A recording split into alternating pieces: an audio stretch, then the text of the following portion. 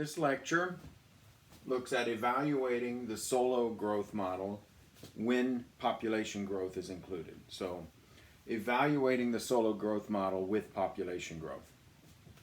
You should have watched the other video first. I went through things in a little more detail to explain every step, and I'll be quicker this time.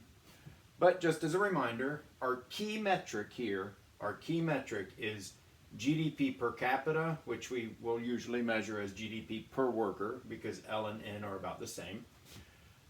And the question is, in steady state, is GDP per capita growing or not?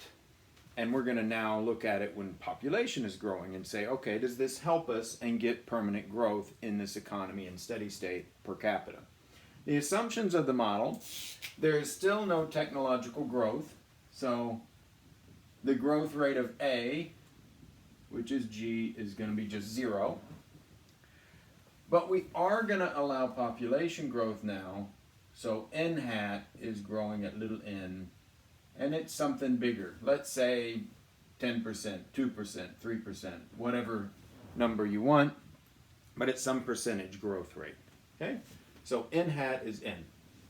This also means L hat grows at N. I'll show you why in 2 seconds. L is some fraction of N. When we convert it to growth rates, we get this. Generally, the fraction employed is the same. It's a fairly constant number, so it's 0. So basically, L and N are growing at the same rate, which makes sense in the long run. If your population is growing, the people in the labor force are growing at about the same rate. So now let's evaluate it, and we'll follow all of our steps. The first step is to use the definition of steady state. And the definition in these models is that the change in capital per worker is 0. The definition of capital per worker is K over L. And so its growth rate is K minus L hat. This is the definition of steady state. So this is 0 by definition, which means this is 0 by definition. This now is growing at a rate of n. So for these two to equal 0, this minus that to equal 0, this must also be growing at the rate n. So it must be true that these are growing at the same rate, and that rate is n. So if I graph this now, it's going to be growing, and that rate is n. And if I graph this, it's going to be growing, and that rate is n. This is time. Technically, these are growth rates in natural logs, so I should include a natural log there and a natural log there. If this is growing at the rate n and this is growing at the rate n, then little k, which is just big K over L, is flat, which is why the growth rate is 0. These are both growing at the same rate, so when you divide one by the other, this thing is flat.